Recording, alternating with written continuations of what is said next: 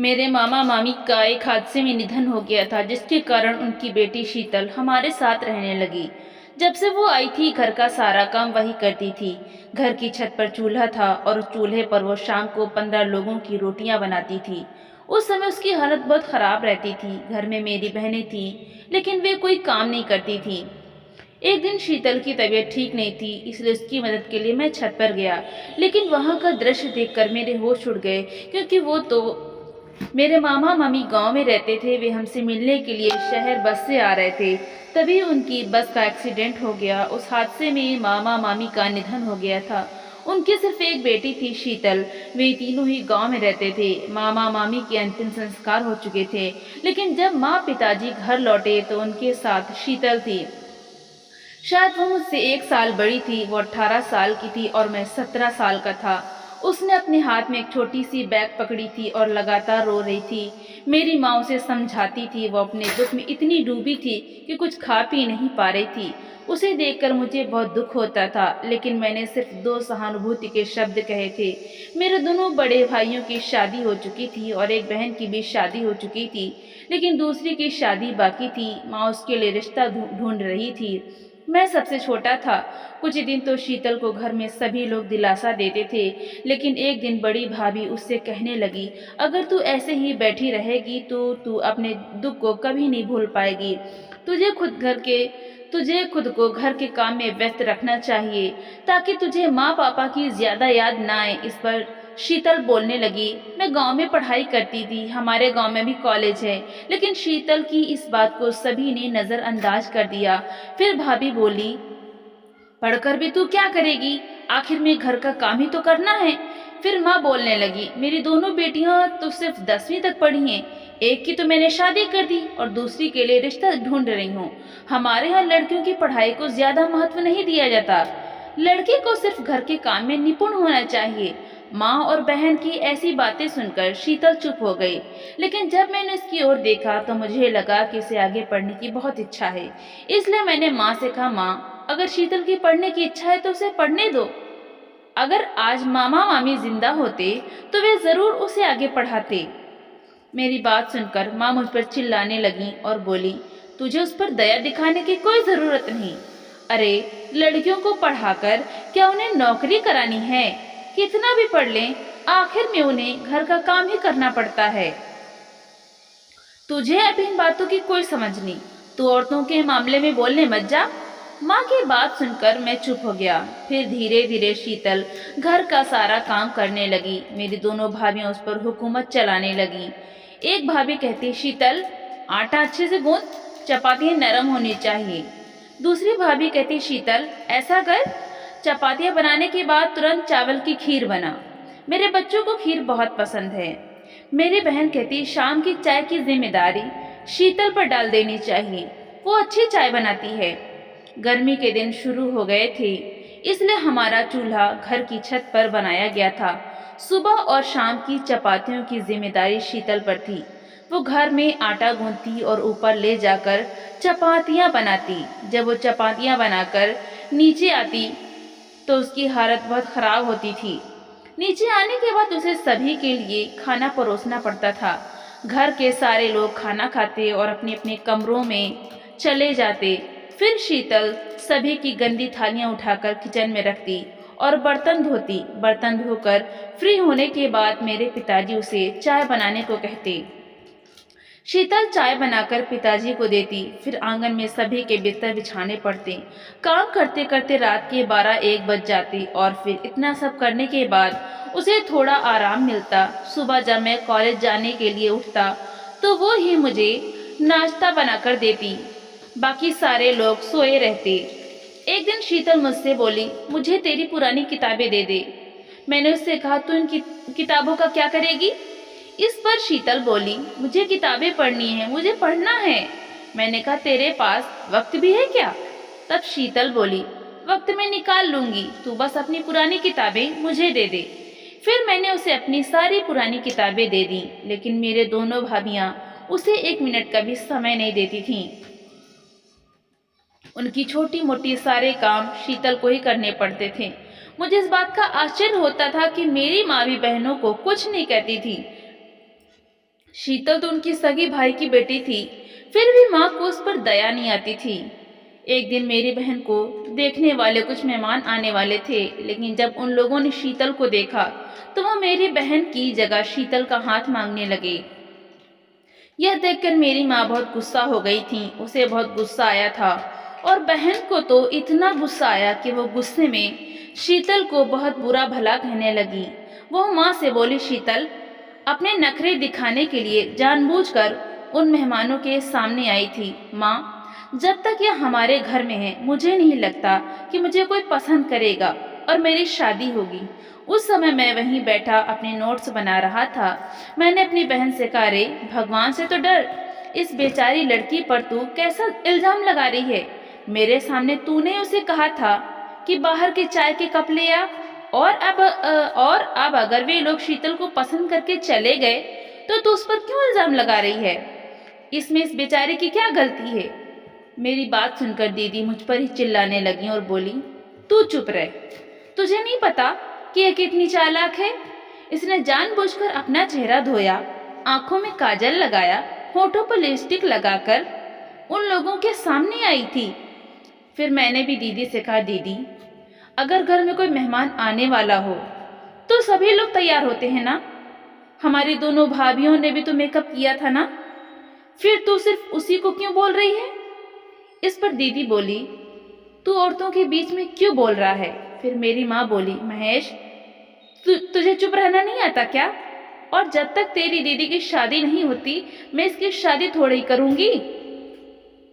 इस पर मेरा बड़ा भाई बोला, अरे लेकिन माँ वैसे भी इस शीतल की शादी इतनी जल्दी करने की क्या जरूरत है। अभी इसे 3-4 साल ऐसे ही रहने दे, पहले से घर का काम तो अच्छे से सीखने दे। इन्हीं दिनों में मेरी बड़ी दीदी भी गर्भवती हो गई थी, तब उसके ससुराल वालों ने इसे मायके भेज दिया। मेरी बड़ी बहन तो बिस्तर से पैर भी नीचे नहीं रखती थी, पानी भी शीतल से मांग कर अपने बिस्तर पर ही पीती थी। कहती थी, डॉक्टर ने कहा है कि आराम करो, मैं यहाँ आराम करने आई हूँ। पूरा दिन शीतल चकरगिन्नी बनी रहती थी।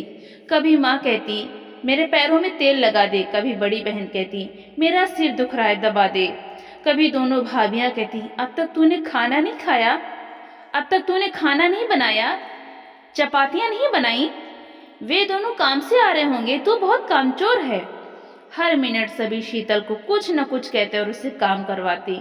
एक रात जब मैं सो रहा था तो मुझे रात में रोने की आवाज़ सुनाई दी। मैं उठा तो देखा कि शीतल अपने बिस्तर पर नहीं थी। जब मैं रोने की आवाज़ सुनते सुनते स्टोर रूम तक पहुंचा तो देखा कि शीतल अपने सामने मोमबत्ती जलाकर किताब पढ़ रही थी और रो रही थी। मैंने उससे कहा, तू इस वक्त यहाँ क्या कर रही है, सोना नहीं है क्या। तब शीतल बोली, मेरे पूरे शरीर में दर्द हो रहा है, आंगन में सोने का मन नहीं हो रहा, ठंड लग रही है। मैंने उससे कहा, फिर तू किताब क्यों पढ़ रही है। तब शीतल बोली, पूरा दिन किताब पढ़ने का वक्त ही नहीं मिलता, इसलिए सोचा कि थोड़ा पढ़ लूं, लेकिन सिर बहुत दुख रहा है और हाथ पैर भी दुख रहे हैं। शीतल का चेहरा बहुत उतरा हुआ था। जब मैंने उसके माथे पर हाथ रखा तो उसे बुखार था। मैंने तुरंत कहा, रे तुझे तो बहुत तेज बुखार है। तब शीतल बोली, हाँ इसलिए मेरे शरीर में दर्द हो रहा है, ठंड भी लग रही है। मैं तुरंत किचन में गया, फ्रिज खोला, उसमें से दूध निकाला और उसे गर्म करके एक गिलास उसे पिलाया। यह सब देखकर वो मुझे घूर कर देखने लगी और बोली, सुबह आत्या चिल्लाएगी कि दूध किसने पिया। मैंने कहा, तो मैं कह दूंगा कि मैंने तुझे पिलाया था, तू डर मत। मैंने उसे दूध पिलाया और साथ में एक पेन किलर गोली भी दी। वो गोली खाकर सो गई। सुबह जब सभी लोग शीतल शीतल चिल्ला रहे थे तब शीतल बीमार होने के कारण उठ नहीं पाई थी। मैं कॉलेज गया था, जब लौटा तो उसे बर्तन धोते देखा। मुझे उसका हाल बहुत बुरा लगा। वो बर्तन धो रही थी और साथ में अपने आंसू पोंछ रही थी। मैंने उससे कहा, यह तू क्या कर रही है, तू बीमार है ना। तब शीतल बोली, क्या फर्क पड़ता है, काम तो करना ही पड़ता है ना। मैंने भी तुरंत कहा, क्यों नहीं फर्क पड़ता, हमारे घर में जब कोई बीमार होता है तो वो कोई काम नहीं करता, फिर तू क्यों कर रही है, चल उठ यहाँ से। मैंने उसके हाथों पर पानी डाला जो साबुन के झाग से भरे थे, फिर उसका हाथ पकड़कर उसे खाट पर लिटाया। जब यह दृश्य भाभी ने देखा तो बोली, तू इसे खाट पर क्यों लिटा रहा है? मैंने भाभी से कहा, भाभी तुम्हें नहीं दिखता कि वो बुखार से तप रही है और वो ठंडे पानी में काम कर रही है? तब भाभी बोली, तुझे इसकी इतनी दया क्यों आ रही है? मैंने कहा, अगर तुम लोगों को नहीं दिखता तो मुझे उस पर दया करनी ही पड़ेगी ना। जब तुम बीमार होती हो तो तुम भी अपने कमरे से बाहर नहीं निकलती। मेरी बात सुनकर भाभी बोली, इस लड़की के लिए तुम्हारा बहुत मुंह चलता है। मैंने भी गुस्से में कहा, हाँ चलता है तो क्या। कुछ देर बाद ही मेरी बड़ी बहन शीतल को आवाज देने लगी। बोली, अरे शीतल, बहरी हो गई है क्या? मेरा आवाज तुझे सुनाई नहीं देता? मुझे चाय बना कर दे। मैं अपनी बड़ी बहन के कमरे में गया। वो बिस्तर पर लेटकर फोन पर अपने पति से बात कर रही थी। मैंने उससे कहा, तुझे क्या ऐसा अलग बीमारी हो गई है कि तू खुद चाय भी नहीं बना सकती? तब वो बोली, तुझे नहीं पता क्या, मैं प्रेग्नेंट हूँ। मैंने कहा, प्रेग्नेंट है तो क्या, बीमार है क्या, तुझे कौन सा रोग हुआ है? प्रेग्नेंट है तो बहुत सारी औरतें होती हैं, उलट शादी के बाद ज्यादातर औरतें प्रेग्नेंट होती ही हैं। फिर तो जैसे घर का काम छोड़कर बिस्तर पर पड़ी नहीं रहती।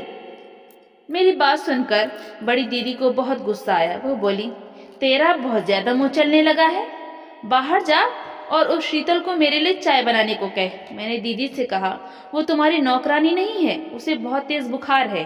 तुम लोगों को किसी को उस पर दया क्यों नहीं आती? इतने में वहां मेरी माँ भी आ गई थी। वो बोली, तुझे उस पर इतनी दया क्यों आ रही है? अरे सुबह ही मैंने उसे नाश्ते के बाद गोली खाने को दी थी, अब उसका बुखार उतर गया है। उसे थोड़ा सा भी बुखार आए तो नाटक करती है। तू उस पर इतनी दया मत दिखा, समझा ना? मेरी माँ उलट मुझ पर चिल्लाने लगी थी। मेरी छोटी बहन बोली, माँ महेश को जरा संभाल कर रहने को कह, उसे उस पर बहुत दया आती है। वो शीतल बहुत चालाक लड़की है, वो अपने नखरे दिखाकर इसे फंसाएगी। मैंने उससे बस इतना ही कहा, जरा मुंह संभाल कर बोल। मैं घर में सबसे छोटा था, इसलिए मेरी बात को इतना महत्व नहीं दिया जाता था। बीमारी में भी शीतल से घर का सारा काम करवाया जाता था। बर्तन और चूल्हे पर चपातियां भी उससे बनवाई जाती थीं। शाम को जब वो चपातियां बनाने छत पर गई तो वो बहुत थक गई थी। बुखार के कारण उसकी आंखों से पानी बह रहा था, शायद वो रो रही थी। निश्चित रूप से वो अपने भाग्य को कोस रही होगी कि अगर माँ पापा जिंदा होते तो उसका जीवन ऐसा नरक नहीं बनता। मामा मामी उसकी बहुत देखभाल करते थे, वो उनकी इकलौती बेटी थी। मामा मामी उसका बहुत लाड़ प्यार करते थे। मुझे याद आने लगा कि मामा मामी उसके कितने नखरे पूरे करते थे। मैंने एक गहरी सांस ली और सोचा कि मुझे अब छत पर जाना चाहिए और उसकी मदद करनी चाहिए। घर में किसी को उस पर दया नहीं आ रही थी, लेकिन जैसे ही मैं ऊपर गया, सामने का दृश्य देखकर मेरी चेतना लुप्त हो गई, क्योंकि वो चूल्हे के पास बेहोश पड़ी थी। यह दृश्य देखकर मैं दौड़कर उसके पास गया, देखा तो चपाती चूल्हे पर जल गई थी। मैं शीतल शीतल चिल्लाकर उसे उठाने लगा, लेकिन वो होश में नहीं थी। मैंने छत से नीचे झुककर माँ को आवाज दी, अपनी बहनों को आवाज दी। सभी छत पर आ गए थे। शीतल को बेहोश देखकर सभी टेंशन में आ गए थे। कोई उसके चेहरे पर पानी डाल रहा था तो कोई उसे आवाज दे रहा था, लेकिन उसे होश नहीं आ रहा था। फिर भाभियों और मेरी माँ ने मिलकर उसे बहुत मुश्किल से उठाया और नीचे लाकर खाट पर लिटाया। तब बुखार के कारण वो कांप रही थी, उसकी आंखों से आंसू बह रहे थे। वो बार बार अपनी माँ को आवाज दे रही थी, कभी अपने पापा को आवाज दे रही थी, कह रही थी, तुम मुझे छोड़कर क्यों चले गए, मुझे भी अपने साथ ले जाना था। शीतल की हालत देखकर मुझे उसका हाल बहुत बुरा लग रहा था, लेकिन मेरे घर वालों के दिल में उसके लिए जरा भी दया नहीं थी। सुबह होते ही माँ ने उसे दवा के लिए अस्पताल जाने को तैयार होने को कहा। माँ उसे डॉक्टर के पास ले गई। कुछ दिन गोलियां और दवा खाकर वो ठीक हो गई थी, लेकिन फिर से घर का सारा काम उसे ही करना पड़ रहा था। धीरे धीरे दिन ऐसे ही निकलते जा रहे थे। छोटी बहन के लिए जो रिश्ते आते थे वो शीतल को देखते ही उसे पसंद कर लेते थे। बहुत अच्छे घरानों से उसके लिए रिश्ते आए थे, लेकिन मेरी माँ का वही हट था कि वो अपनी बेटी से पहले शीतल की शादी नहीं करेगी। डिलीवरी के बाद मेरी बड़ी बहन अपने घर चली गई थी। इन्हीं दिनों में एक रिश्ते में मेरी बहन पसंद आ गई। मेरी माँ बहुत खुश थी और दीदी की शादी की तैयारियों में लग गई। शादी की सारी तैयारी शीतल ने ही की थी। अब शादी के घर में कितना काम होता है, यह अलग से बताने की जरूरत नहीं। वो सारा काम माँ शीतल से ही करवाती थी। मुझे उस पर बहुत दया आ रही थी। अब तो उसकी आंखों के नीचे काले घेरे पड़ने लगे थे। चेहरे का रंग भी सांवला होने लगा था। पता नहीं कब तक उसके साथ यह अन्याय होता रहेगा। मेरी इच्छा होने के बावजूद मैं उसके लिए कुछ नहीं कर पा रहा था। मुझे पता ही नहीं चला कि कब मेरे दिल में शीतल के लिए अलग अलग फीलिंग्स आने लगीं। वह मुझे पसंद आने लगी थी। मेरे मन में उसकी दया कब प्यार में बदल गई पता ही नहीं चला। वैसे तो वो मुझसे 1 साल बड़ी थी, लेकिन मैं उससे प्यार करने लगा था। मैं इस बात का इंतजार कर रहा था कि मेरा शिक्षण कब पूरा होगा और मैं नौकरी पर लगूंगा। तब मैं अपने पापा से कहूंगा कि मेरी शादी करवा दो। जैसे ही मेरा शिक्षण पूरा हुआ, मुझे अच्छी जगह नौकरी भी मिल गई। हमारे शहर से 3 घंटे की दूरी पर ऑफिस था, इसलिए मैं सुबह जल्दी उठकर ऑफिस जाता और रात को देर से घर लौटता। एक बार जब मैं रात को घर आया तो माँ ने मुझे पेड़ा खिलाया और बोली, बधाई हो, शीतल की शादी तय हो गई है। यह सुनते ही मुझे वो पेड़ा जहर जैसा लगने लगा। ऐसा लगा जैसे किसी ने मेरा मुंह कड़वा कर दिया हो। मैं हैरान होकर माँ की ओर देखने लगा, लेकिन चुप रहा। लेकिन मुझे असली झटका तब लगा जब मुझे पता चला कि माँ ने उसकी शादी जिस जगह तय की थी वो कोई जवान लड़का नहीं, बल्कि 2 बच्चों का बाप 40 साल का आदमी था। उसकी बीवी मर चुकी थी, बच्चे बड़े थे और उनकी देखभाल करने वाला कोई नहीं था। इसलिए माँ ने शीतल की शादी उसके साथ तय कर दी थी। उस रात शीतल स्टोर रूम में रो रही थी। मैं भी बहुत टेंशन में था। जब मैं स्टोर रूम में गया तो मुझे देखकर वो और रोने लगी। बोली, महेश, मुझे यह शादी नहीं करनी। मैंने उसे दिलासा देते हुए कहा, तू रो मत, मैं तेरे लिए जरूर कुछ न कुछ करूंगा। मैं सुबह माँ से बात करूंगा। तब शीतल बोली, मैं तेरे पैर पड़ती हूँ, जैसे भी हो ये शादी रुकवा दे। मुझे इस बूढ़े के साथ शादी नहीं करनी। सुबह जब मैंने यह बात माँ को बताई तो वो मुझ पर ही चिल्लाने लगी। बोली, तू घरेलू मामलों में दखल मत दे। मैंने कहा, लेकिन माँ, शीतल में ऐसी क्या कमी है तू उसकी शादी एक बूढ़े के साथ करवा रही है? माँ बोली, अनाथ लड़कियों की शादी ऐसी ही जगह होती है। अरे, उलट उसका शुक्रिया मनाना चाहिए, क्योंकि उस बूढ़े ने उसे पसंद किया। उसने ज्यादा सवाल नहीं किए और सबसे जरूरी बात, उस बूढ़े को दहेज भी नहीं चाहिए। हम उसे दहेज कहाँ से दे सकते हैं? मैंने माँ से कहा, अगर तू अपनी बेटियों को दहेज दे सकती है तो शीतल को क्यों नहीं? वो भी तो तेरे भाई की बेटी है ना। इस पर माँ बोली, अरे, तुझे उस पर इतनी दया क्यों आ रही है? तू उसका अपनी बहनों से तुलना क्यों करता है? अरे, तेरी बहनों के माँ बाप अभी जिंदा हैं, इसलिए उन्हें दहेज दिया गया। उनकी शादी धूम धड़ाके से की गई, लेकिन शीतल के माँ बाप कहाँ जिंदा हैं? तब मैंने माँ से कहा, शीतल के हिस्से की जमीन किसके पास है? मेरे इस सवाल पर माँ मेरे चेहरे की ओर देखने लगी। मैंने तुरंत कहा, निश्चित रूप से तुम्हारे और पापा के पास ही होगी। तुम इस जमीन को बेच दो और उसकी शादी किसी अच्छी जगह करवा दो और उन पैसों से उसका दहेज भी दे दो। इस पर माँ बोली, वो जमीन बेचकर हमने पैसे अपने पास रखे हैं। कितने सालों से वो हमारे घर में खा पी रही है, मुफ्त में रह रही है, सुख से जीवन जी रही है, तो इसमें कुछ खर्च नहीं हुआ क्या? माँ की ऐसी बातें सुनकर मुझे माँ की सोच पर दुख हो रहा था। मैंने माँ से कहा, माँ, 2 वक्त का खाना वो इस घर में इतनी मेहनत करके खा रही है, वो भी तुम उसके बाप के पैसों से खिला रहे हो। कितनी दुख की बात है यार। अगर तुम लोगों को शीतल को दहेज देने में इतना टेंशन है तो ऐसा करो, मेरी शादी शीतल से करवा दो, फिर तुम्हें दहेज भी नहीं देना पड़ेगा। यह सुनते ही माँ ने मेरे कान के नीचे थप्पड़ मारा, चिल्लाने लगी, मैं तेरा विवाह किसी अनाथ लड़की से क्यों करवाऊंगी?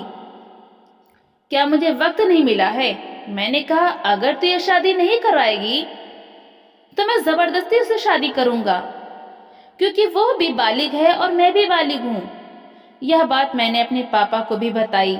मेरे पापा को कोई आपत्ति नहीं थी। भाभीियों ने भी माँ को समझा कि शादी हो जाए तो अच्छा है। शीतल सारी उम्र हमारी नौकरानी बनकर रहेगी, लेकिन उन्हें नहीं पता था कि मेरा प्लान क्या है। मेरे पापा ने मेरी और शीतल की शादी तय कर दी। तब शीतल मुझे आश्चर्य से देख रही थी। अब वो मुझसे बात नहीं करती थी, उलट मुझे देखते ही स्टोर रूम में चली जाती थी। 1 महीने बाद मेरी शादी पापा ने उससे करवा दी। उन दिनों मुझे एक बड़ी कंपनी में नौकरी मिल गई थी। शादी के बाद शीतल बहुत नर्वस हो गई थी। मुझसे बोली, महेश, तूने मुझसे शादी क्यों की? मैं तो तुझसे 1 साल बड़ी हूँ। मैंने उससे कहा, बड़ी है तो क्या हुआ, हमारी शादी तो हो गई है ना। इस पर शीतल बोली, शायद तुझे मुझ पर दया आई, इसलिए तूने मुझसे शादी की है। मैंने कहा, मैं ऐसा क्यों करूंगा, तू सुंदर है, जवान है और स्वभाव से बहुत अच्छी है, मेरे मामा की बेटी है। मैं तो खुद को भाग्यशाली समझता हूँ कि मेरे पापा ने मेरी बात मानी। इस पर शीतल बोली, अगर मामा ने हमारे विवाह को मंजूरी नहीं दी होती तो तू क्या करता? इस पर मैंने हंसकर कहा, उन्हें मनाने की पूरी कोशिश करता। फिर भी अगर उन्होंने मंजूरी नहीं दी होती तो तुझे भगा ले जाता और कोर्ट में जाकर शादी कर लेता। फिर सबको तुझे बहू के रूप में स्वीकार करना ही पड़ता। मेरी बात सुनकर शीतल हंसने लगी। वो आज पहली बार हंसी थी। मैंने पहली बार उसके चेहरे पर इतनी सुंदर मुस्कान देखी थी। वो बोली, तुम मुझसे इतना प्यार करता है? मैंने कहा, हाँ करता था, कर रहा हूँ और करता रहूंगा। इस पर वो बोली, लेकिन मेरा जीवन तो जैसा पहले था वैसा ही रहेगा। तुझे पता है भाभी क्या कह रही थी?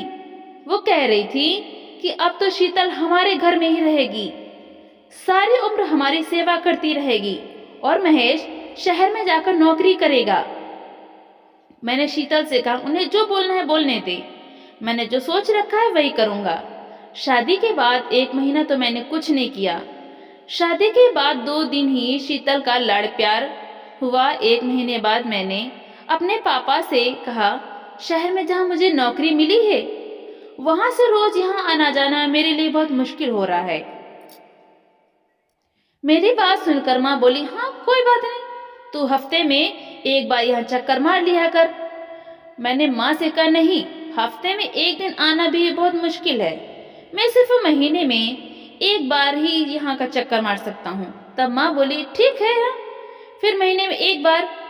तुझे अब अच्छी नौकरी मिल गई है तो छोड़ तो सकता नहीं। मैंने माँ से कहा, मैं अपनी बीवी शीतल को भी अपने साथ ले जाऊंगा।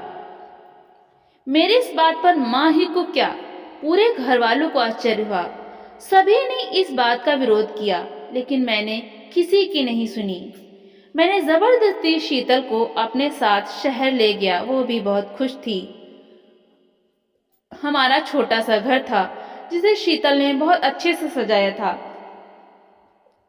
वो मुझसे कहती, महेश, तूने मुझसे शादी की, मेरा जीवन स्वर्ग बना दिया, मैं तेरा उपकार कभी नहीं भूल सकती। लेकिन सच तो यह है कि वो मेरे जीवन में आई और उसने मेरा जीवन स्वर्ग बना दिया।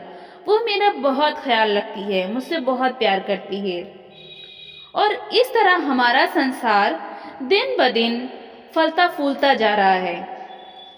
तो दोस्तों, अब आप ही बताइए कि मैंने शीतल से शादी करके सही किया या गलत? अपनी राय हमें कमेंट करके ज़रूर बताएं और अगर स्टोरी पसंद आई हो तो वीडियो को लाइक और चैनल को सब्सक्राइब करना बिल्कुल भी ना भूलें। तो मिलते हैं अगली नई कहानी के साथ। बहुत बहुत धन्यवाद।